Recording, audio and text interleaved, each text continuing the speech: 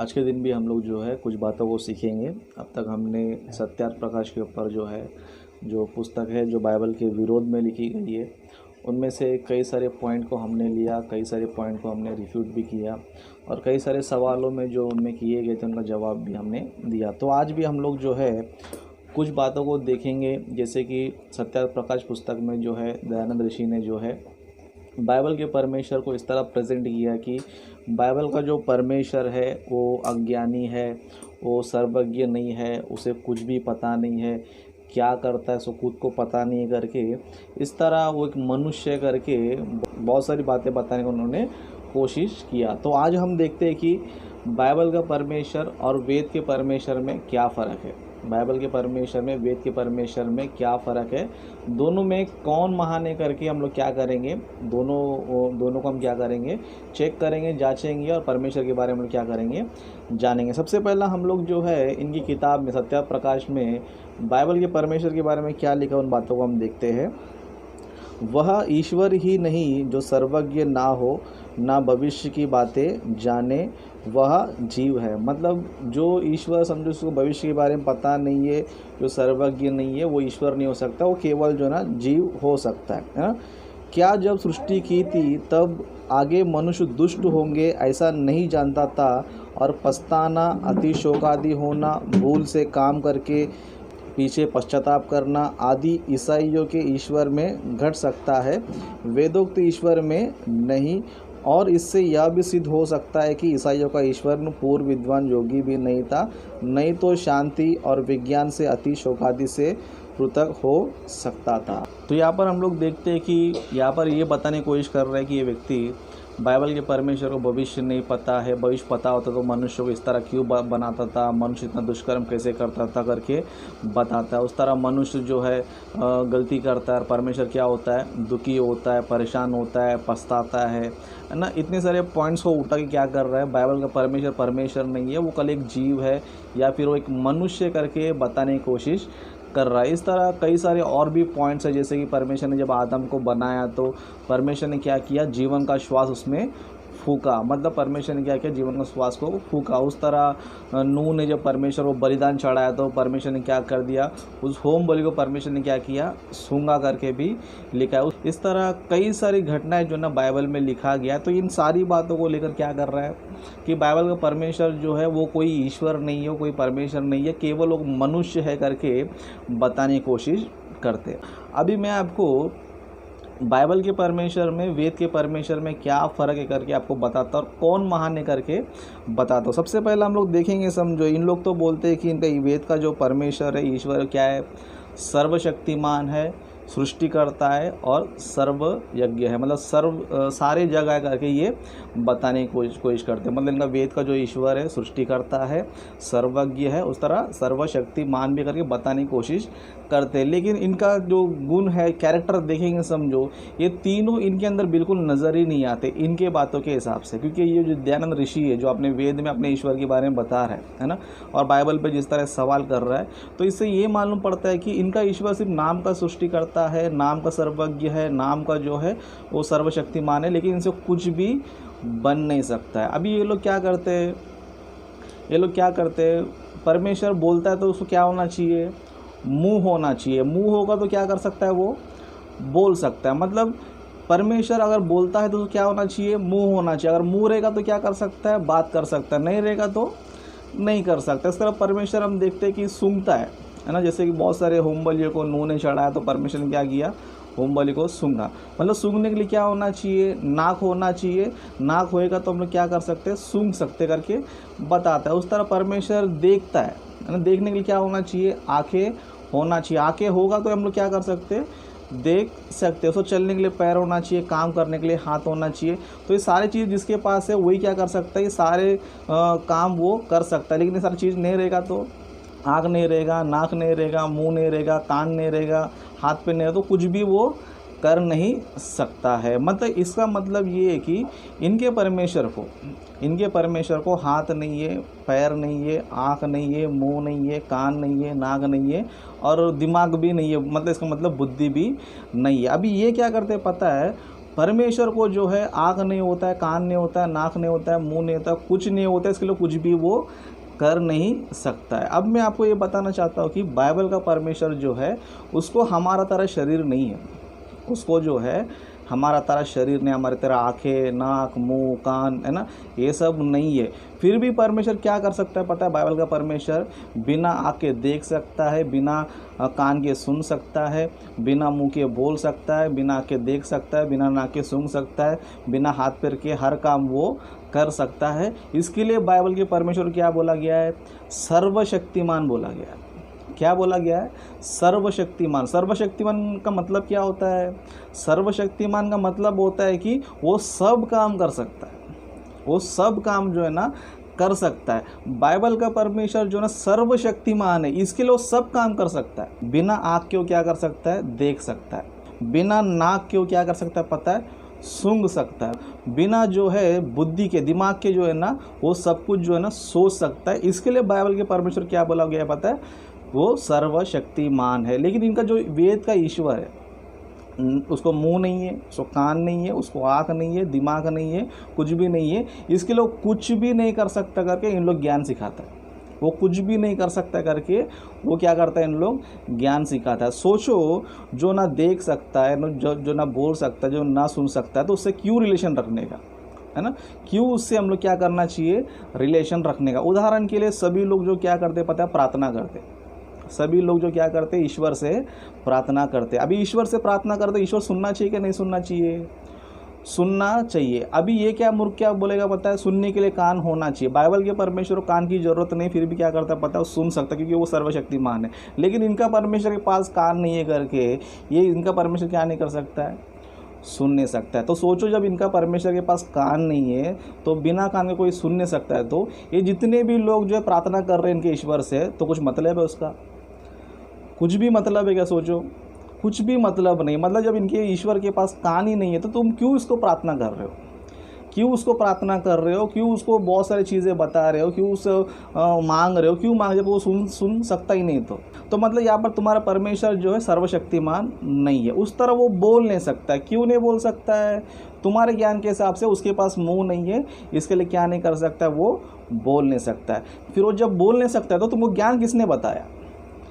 ज्ञान किसने तुमको बताया? जैसे कि हमारा बाइबल का परमेश्वर बोल सकता है करके, इसके लिए परमेश्वर ने क्या किया? स्वर्गदूत को बोला, स्वर्गदूत ने आके मनुष्य को बोला, और मनुष्य ने क्या किया? पुस्तक में लिखा। मतलब परमेश्वर ने जो जो बातें बोला उसने वो सारी बातें यहाँ पर लिखा गया। अभी तुम्हारा ईश्वर जो है ना बोल नहीं सकता। क्यों नहीं बोल सकता? तुम्हारे परमेश्वर को मुँह नहीं है। तो सोचो, तुम्हारे परमेश्वर को जब मुँह नहीं है, जब वो बोल नहीं सकता है, तो फिर तुम्हारे वेद को किसने लिखा?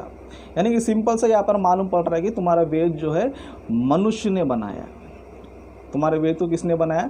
मनुष्य ने बनाया। क्योंकि मनुष्य को तो परमेश्वर बोलेगा तभी लिखेगा, लेकिन तुम्हारा परमेश्वर तो बोल नहीं सकता क्योंकि उसको मुंह नहीं है ना? फिर बोला नहीं है तो इसने सुना नहीं है, सुना नहीं तो इसने उस ईश्वर का वाणी सुनकर लिखा भी नहीं है। तो इसका मतलब क्या हुआ? तुम्हारा वेद क्या हुआ? इंसान के मनगढ़ंत से जो है ना लिखा गया है। मनुष्य के मनगढ़ंत बातों से, मतलब इसके दिमाग में जो भी आया, इसको जो सही लगा, इसको जो ठीक लगा, क्या करते गया? लिखते गया। मतलब तुम्हारा परमेश्वर बोल नहीं सकता, तो सीधी सी बात है कि तुम्हारा वेद जो है इंसान ने अपने दिमाग से क्या किया?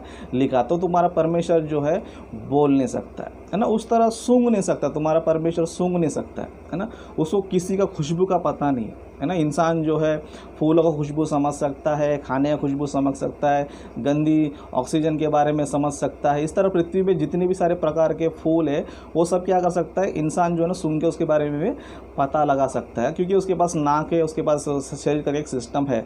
लेकिन परमेश्वर, हमारा बाइबल का जो परमेश्वर, उसके पास शरीर नहीं है, उसके पास शरीर नहीं है, फिर भी वो क्या कर सकता है? सूंघ सकता है। इसके लिए उसको सर्वशक्तिमान बोला जाए। उसको नाक की जरूरत नहीं है, फिर भी बिना नाक के क्या कर सकता है? वो सूंघ सकता है। जो सूंघ सकता है वो सर्वशक्तिमान होता है। तुम्हारा परमेश्वर क्या नहीं कर सकता है? सूंघ ही नहीं सकता। उसको कुछ ना उसको फ्लावर का उसको खुशबू का पता है, ना अनाज का खुशबू का पता है, ना उसको किसी फल फ्रूट का खुशबू के बारे में पता है। मतलब कोई भी चीज़ पता नहीं है। तो सोचो, उस परमेश्वर को तुम क्या सिखा रहे हो, क्या बता रहे हो? जो ना देख सकता है, क्यों? उसको आग भी नहीं है। सोचो, तुम जो भी काम कर रहे हो, अच्छा काम कर रहे हो, बुरा काम कर रहे हो, वो देख नहीं सकता। क्यों? उसको आँख ही नहीं है। आँख रहेगा तो देखेगा। तो सोचो, तुम लोग कुछ भी करो तो उसको क्या फ़र्क पड़ने वाला है? क्या फ़र्क पड़ने वाला है? मतलब तुम्हारा ईश्वर जो है वो कुछ नहीं कर सकता, उसको कैसे तुमने सर्वशक्तिमान बना दिया? क्यों उसको मान रहे हो? जब उसको दिमाग, सोचने के लिए दिमाग नहीं है, तुम्हारी प्रार्थना सुनने के लिए कान नहीं है, तुमसे बातें करने के लिए मुंह नहीं है ना? तुम्हारी प्रकृति में जो भी तुम हवन चढ़ाते हो ना हवन, तो जो तुम हवन चढ़ाते हो उसको खुशबू वो ले नहीं सकता है, तो ऐसे परमेश्वर को तुम क्यों मान रहे हो? मतलब तुम्हारा परमेश्वर जो है कुछ भी नहीं कर सकता है। तो सोचो, जो परमेश्वर कुछ नहीं कर सकता उसको सर्वशक्तिमान बोलना अज्ञानता है क्या? महान ज्ञानता है ना? जिसको कुछ नहीं आता है ना? आँख के देख नहीं सकता है, बिना कान के सुन नहीं सकता है, बिना मुंह के बोल नहीं सकता है, बिना नाक के सूंघ नहीं सकता है, बिना हाथ पैर के चल फिर नहीं सकता है। तो सोचो ऐसे परमेश्वर को तुमने कैसा नाम दे दिया सर्वशक्तिमान। जबकि बाइबल को परमेश्वर हम लोग इसलिए सर्वशक्तिमान बोलते हैं कि वो बिना आँख के देखता है, बिना नाक के सूंघता है, बिना मुंह के बोलता है, बिना कान के सुनता है, बिना दिमाग के सोच सकता है ना? वो उड़ सकता है, चल सकता है, तैर सकता है, सब काम कर सकता है कि वो सर्वशक्तिमान है। लेकिन तुम्हारा परमेश्वर कुछ भी नहीं कर सकता, तुम क्या बता रहे हो उसके बारे में? वो सर्वशक्तिमान है। मतलब पहला पॉइंट में तुम लोग की पूरी तरह जो है मालूम पड़ रहा है कि कितना अज्ञानता भरा हुआ है। उस तरह बता रहे कि तुम सर्वज्ञ है ना? सर्वज्ञ मतलब हर जगह है, हर जगह है। तो हर जगह तो कुछ क्यों नहीं कर सकता है? वो हर जगह है तो क्यों कुछ नहीं कर सकता है? बाइबल का परमेश्वर क्या कर सकता है? स्वर्ग में भी बैठ सकता है, वो पृथ्वी में भी मनुष्य के बीच में आ सकता है। तुम्हारा परमेश्वर कुछ नहीं कर सकता, तुम कैसे बोल रहे हो सर्वज्ञ करके? मतलब क्या? वो स्वर्ग हर जगह रहेगा, उसका मतलब क्या है जब वो कुछ नहीं कर सकता है? तो मतलब सर्वज्ञ का कोई मतलब ही नहीं रहा यहाँ पर, सर्वज्ञ का कोई मतलब ही नहीं रहा। लेकिन हमारा परमेश्वर स्वर्ग में भी रह सकता है, पृथ्वी में रह सकता है, क्योंकि इससे पहले मैंने वीडियो में बना दिया, चाहे तो आप लोग आइकॉन में देख सकते हो, इसके ऊपर मैंने वीडियो बना चुका कि बाइबल का परमेश्वर आकार साकार है क्या निराकार है। मतलब बाइबल का परमेश्वर हर काम कर सकता है, इसके लिए क्या है? वो सर्वशक्तिमान है। उस तरह हम लोग कुछ और चीज़ देखेंगे, समझो है ना? इनका ईश्वर प्लस प्रकृति दोनों क्या पता है? अनादि है, मतलब पहले से ही है। इनका जो परमेश्वर है प्लस ये सृष्टि जो है क्या बोलते हैं लोग? अनादि से, मतलब पहले से ही है। मतलब दोनों भी इक्वल है। जब दोनों इक्वल हुए तो जब दोनों इक्वल है तो दोनों समान है, तो फिर परमेश्वर महान कैसे हो गया फिर? है ना? एक सृष्टि है, दूसरा परमेश्वर है। तुम्हारा ज्ञान क्या है? दोनों भी सेम है, मतलब दोनों भी इक्वल है, दोनों भी अनादि से। जब दोनों इक्वल है तो दोनों समान है, तो फिर परमेश्वर प्रकृति से महान कैसे हो गया? परमेश्वर प्रकृति महान कैसे हो गया? उल्टा हम प्रकृति में देखेंगे, समझो प्रकृति देख सकती है, सुन सकती है, सूंघ सकती है, महसूस कर सकती है, इसको हर चीज़ का अनुभव होता है, लेकिन तुम्हारे परमेश्वर को कुछ भी नहीं है। तो इसका मतलब है कि सृष्टि बेटर है ना? बहुत सारे पक्षी है, वो देख सकते हैं, सूंघ सकते हैं, मुंह से कुछ तो शब्द उन लोग बोल सकते हैं, लेकिन तुम्हारा परमेश्वर कुछ बोल ही नहीं सकता है। तो सोचो प्रकृति से महान तुम्हारा परमेश्वर कैसे हो गया? बिना मतलब का तुमने क्या कर दिया उसको, तुम्हारा परमेश्वर को महान बना, जबकि वो कुछ भी नहीं कर सकता। बाइबल का परमेश्वर जो है उसको हमारी तरह शरीर नहीं है, हमारी तरह शरीर नहीं है, वो आत्मा है। और आत्मा जो है शरीर से कई एडवांस है, शरीर से जो है कई एडवांस है। मतलब जो शरीर नहीं कर सकता वो आत्मा कर सकता है। और तुम लोग क्या बात है? सुनने के लिए कान होना चाहिए, मुंह होना चाहिए, बोलना चाहिए, है ना? ये सारे चीज़ें शरीर की तरह पार्ट्स होना चाहिए। अगर तुम लोग बता कि तुम्हारा परमेश्वर क्या कर रहा है? उसको पूरा अज्ञानी बना रहा है, पूरा क्या कर रहा है? अज्ञानी बना रहा है। उस तरह और भी कुछ पॉइंट्स उन्होंने क्या किया, दिया। जैसे कि बताते हैं कि वेद का जो ईश्वर है उसको सुख दुख कुछ नहीं होता है, सुख दुख से रहित होता है वो, है ना? उसको कुछ सेंटिमेंट्स नहीं होता है, उसको मतलब मनुष्य अच्छा करे या बुरा करे उसको कुछ फ़र्क नहीं पड़ता है। मतलब वो उसको पछतावा नहीं होता है, या फिर उसको कोई किसी चीज़ का दुख नहीं होता है, या किसी चीज़ का सुख नहीं होता है। वो सब क्या है? इन चीज़ से रहित है। सोचो जिसको कुछ सेंटिमेंट्स नहीं है, जिसको कुछ फीलिंग्स नहीं है, सोचो ऐसा व्यक्ति परमेश्वर हो सकता है? ऐसा व्यक्ति परमेश्वर हो सकता है? अभी समझो एक पिता है, समझो उसका बच्चा गलती करेगा, समझो तो पिता क्या हो जाता है? दुखी हो जाता है। क्यों? उसके अंदर फीलिंग्स है। जब दुखी होएगा तो क्या कर सकता है? वो अपने बच्चे को दंड भी दे सकता है। लेकिन तुम्हारा परमेश्वर उसको दुखी नहीं होता है। मतलब इंसान पाप करते रहेगा, कुछ भी करते रहेगा, उसको दुख होता ही नहीं। क्यों? क्योंकि वो कठपुतली है, इसके लिए उसको दुख भी होता नहीं। उस तरह समझो कोई अच्छा अपना बच्चा समझो अच्छा काम करेगा, नेक काम करे, तो पिता को क्या फीलिंग होएगा? सुख महसूस होएगा। क्या महसूस होएगा? सुख जो है महसूस होगा। लेकिन इनके परमेश्वर को सुख का भी अनुभव नहीं है, सुख का भी अनुभव नहीं। बाइबल में हम लोग देखते हैं जितने सारे अच्छे भक्त लोग थे, जब उन लोगों ने अच्छा काम किया तो परमेश्वर खुश हुआ, परमेश्वर जो है आनंदित हुआ, परमेश्वर जो है उनके विषय में प्रसन्न हुआ। और जिन लोगों ने दुष्टता किया, जैसे जल प्रलय के टाइम में देखो, सदमा अमोरा के टाइम पे देखो, उस तरह बाकी के टाइम पे देखो, जब इन लोगों ने पाप किया तो परमेश्वर क्या हुआ? दुखी हुआ। मतलब परमेश्वर, बाइबल का परमेश्वर जो है सुख भी पाता है, दुख भी पाता है, उसको गुस्सा भी आता है, उसको शांति भी है, उसको हर चीज़ उसके अंदर अर्गुण है। अब तुम क्या सिखाते हो, तुम्हारा परमेश्वर जो है दुख से रहित है, सुख से रहित है ना, उसको कोई इच्छा नहीं है। जब इच्छा नहीं है तो काय के लिए दुनिया बनाया उसने? इच्छा ही नहीं है तो दुनिया काय के लिए बनाया उसने? इंसान को क्यों बनाया उसने जब उसको इच्छा ही नहीं था? मतलब तुम्हारा जो परमेश्वर है उसको दुख नहीं होता है, सुख नहीं होता है, शोक नहीं होता है, कुछ पछतावा नहीं होता है, तो ऐसे को तुम लोग क्यों परमात्मा मान रहे हो? ऐसे को तुम सर्वशक्तिमान क्यों बोल रहे हो? ऐसे को तुम परमेश्वर कैसे मान रहे हो? संसार में हम देखेंगे, समझो, हर चीज़ को फीलिंग होता है। इवन एक जानवर को भी क्या होता है पता है? फीलिंग होता है। किसी शेर के बच्चे को तुम मोटा के लेके जाएगा, समझो, वो शेर का माँ क्या करती है?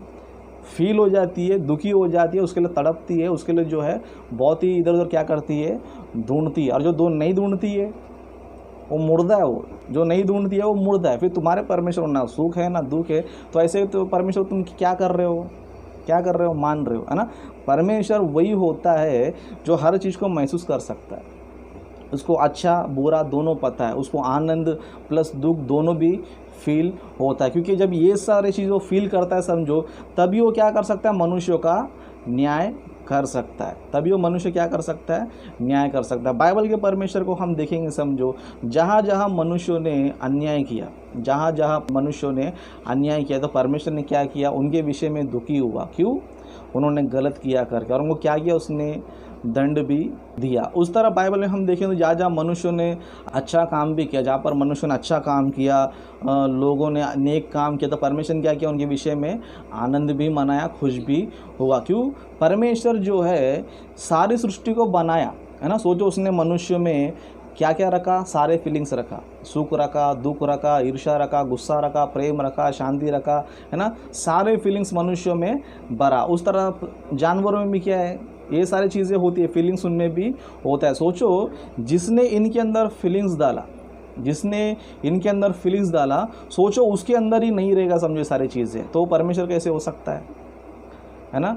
जिसके अंदर फीलिंग्स नहीं है वो परमेश्वर कैसे हो सकता है? समझो, अगर उसको दुख नहीं होता है, समझो, है ना, तो मतलब इंसान कुछ भी करे उसको कुछ फ़र्क नहीं पड़ता है। इंसान पाप करे, चोरी करे, हत्या करे, व्यभिचार करे, किसी को लूटे मारे, कुछ भी करे, कुछ दुख नहीं होता है ना। तुम लोग तो वही बता रहे हो तुम्हारी किताब में, है ना। ऋषि दयानंद, वो शोक आदि, शोक से रहित थे, दुख से रहित थे, सुख से रहित थे, है ना, बुद्धि से रहित थे, हर चीज़ से रहित थे। तो ऐसे परमेश्वर को मान के फ़ायदा क्या है? उस तरह तुम लोग क्या बोलते हो? बाइबल के परमेश्वर को भविष्य पता होता तो क्यों मनुष्य को बनाता? बाइबल के परमेश्वर को भविष्य पता होता तो क्यों मनुष्य को बनाता था? जैसे कि हम देखते हैं कि परमेश्वर ने मनुष्य को बनाया, आज मनुष्य की परिस्थिति क्या है?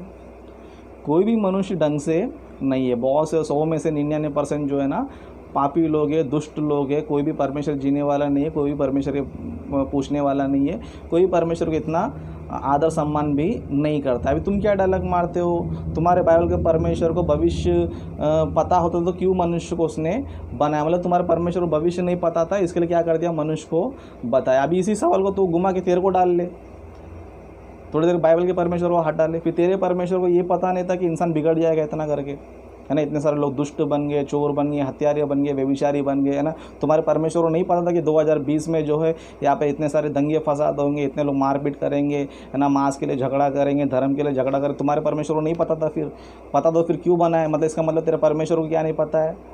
कुछ नहीं पता तेरे लॉजिक के हिसाब से। मतलब तू बाइबल के परमेश्वर पे सवाल कर रहा है तो ये तू मूर्ख ये नहीं समझता है कि यही सवाल तेरे पे भी आएगा, यही सवाल तेरे पे भी आएगा। मतलब बाइबल के परमेश्वर को पता था कि मैं मनुष्य को बनाएगा तो मनुष्य बिगड़ जाएगा, पापी हो जाएगा, मनुष्य जो है सब लोग बिगड़ जाएगा। लेकिन परमेश्वर ने क्या किया पता है? बचाने का भी मार्ग रखा, बचाने का भी क्या कर रखा? मार्ग रखा। इसके लिए यीशु मसीह उसने क्या किया पता है? धरती पर भेजा। धरती पर भेज के मनुष्य को अच्छी अच्छी बातें बताकर, अच्छे अच्छे ज्ञान के बारे में बताकर, सही रास्ता उसको बता के उनको बचाने की कोशिश भी क्या कर रहा है वो। अभी तेरे परमेश्वर क्या नहीं पता? कुछ नहीं पता है, भविष्य को नहीं पता, इसके लिए क्या करते? उसने दुनिया बना दिया। सवाल क्या करना चाहिए पता नहीं है, किसको क्या पूछना चाहिए पता नहीं है। जो सवाल तो दूसरे को करता है वो सवाल तेरे को भी आया करके पता नहीं है। बस क्रिश्चियन लोग भोले वाले होते या फिर तुम लोग उल्टा पुल्टा बोलते नहीं करके तुम लोग क्या कर रहे हो? सवाल पे सवाल करते जाते हो।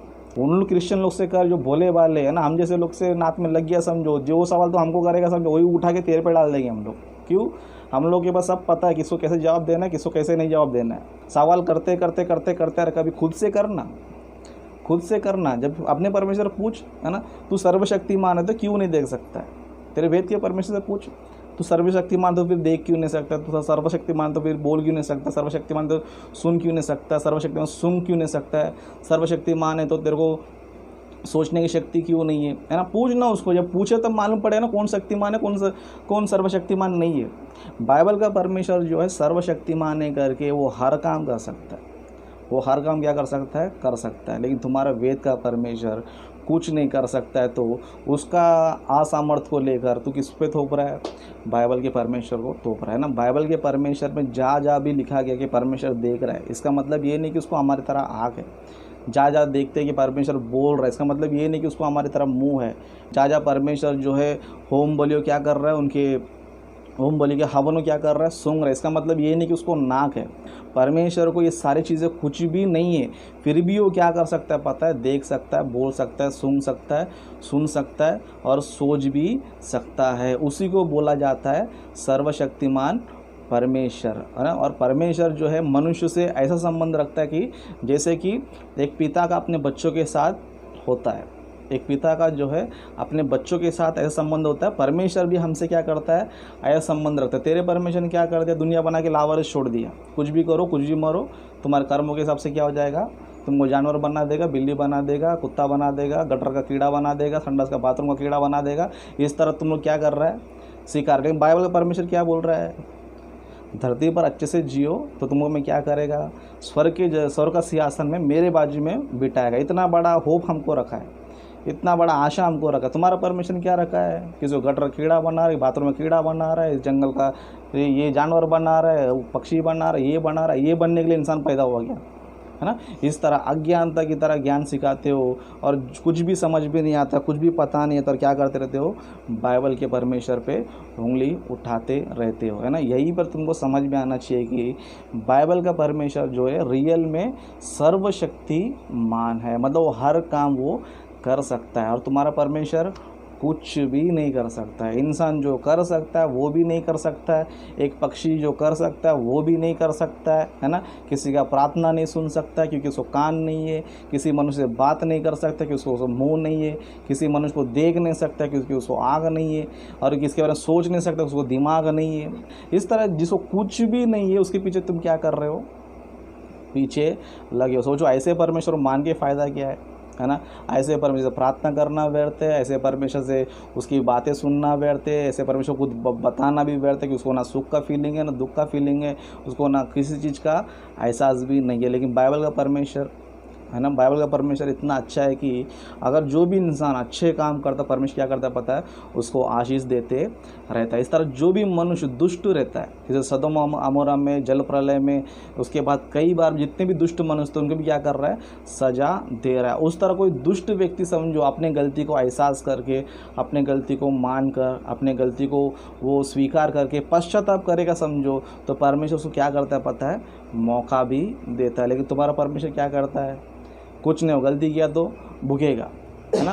वो गलती करेगा तो भुगेगा, मतलब कुछ भी करने दो, मतलब कोई भी करने दो, है ना। मतलब तुम्हारा परमेश्वर इस तरह है। हम लोग परमेश्वर के पास क्यों आते?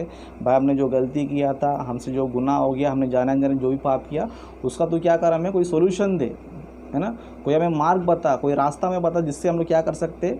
मुक्ति पा सकते हैं। लेकिन तुम्हारे परमेश्वर के पास आएंगे समझो, है ना, उसको कुछ बोलेगा तो भी सुन नहीं सकता है ना, उसको कुछ दिखा नहीं है तो देख भी नहीं सकता है, उसको कुछ बताएगा तो भी कुछ सोच भी नहीं सकता। तो वो सर्वशक्तिमान कैसे हो गया? तो सोचो यहाँ पर तुम्हारा परमेश्वर सर्वशक्तिमान है या फिर बाइबल का परमेश्वर सर्वशक्तिमान है? जबकि बाइबल का परमेश्वर, बाइबल में हमें दिखा रहा है कि वो हर काम कर सकता है, हर काम कर सकता है, हर जगह रह सकता है, वो जल पे डोल भी सकता है, स्वर्ग में भी रह सकता है, मनुष्य के बीच में भी रह सकता है, मनुष्य के अंदर भी रह सकता है, बाहर भी रह सकता है, हर जगह रह सकता है। हर खुशबू को वो सूंघ सकता है, हर चीज़ को देख सकता है, हर किसी की प्रार्थना वो सुन सकता है। इतना महान परमेश्वर हमारा, तुम्हारा परमेश्वर कुछ नहीं कर सकता। उसको सर्वशक्तिमान बोल के, उसको सर्वज्ञ बोल के, उसको बड़ा चढ़ा के, एक कठपुतली को जो है बड़ा चढ़ा के बातें कर रहे हो। इसके लिए तुम्हारा ज्ञान को ना सुधारो, तुम्हारा ज्ञान क्या करो? सुधारो।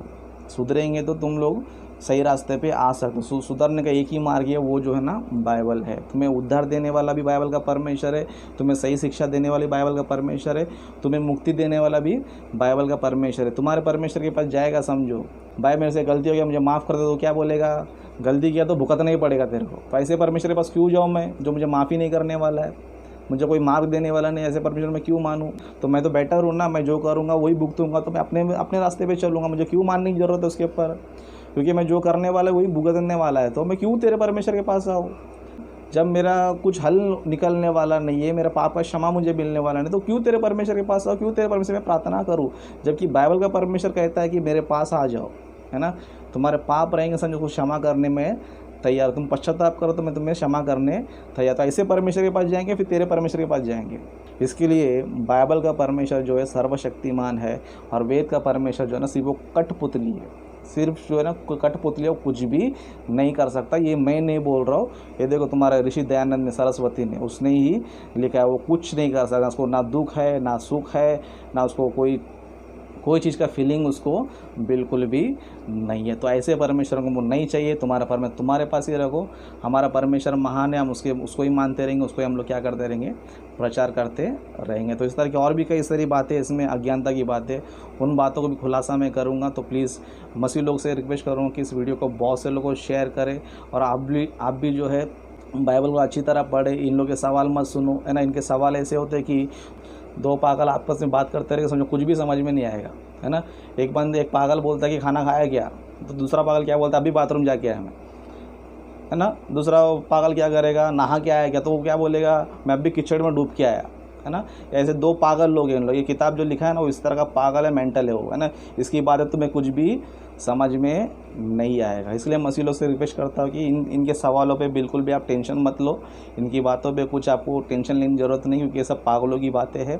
बाइबल का परमेश्वर सच्चा परमेश्वर है, बाइबल का परमेश्वर ही सर्वशक्तिमान है। तो इसलिए आप लोग बाइबल में आगे बढ़ते रहो। प्लीज़ इस वीडियो को बहुत से लोगों को शेयर करो, मेरे चैनल को ज़रूर सब्सक्राइब भी करो। ओके, सभी को धन्यवाद।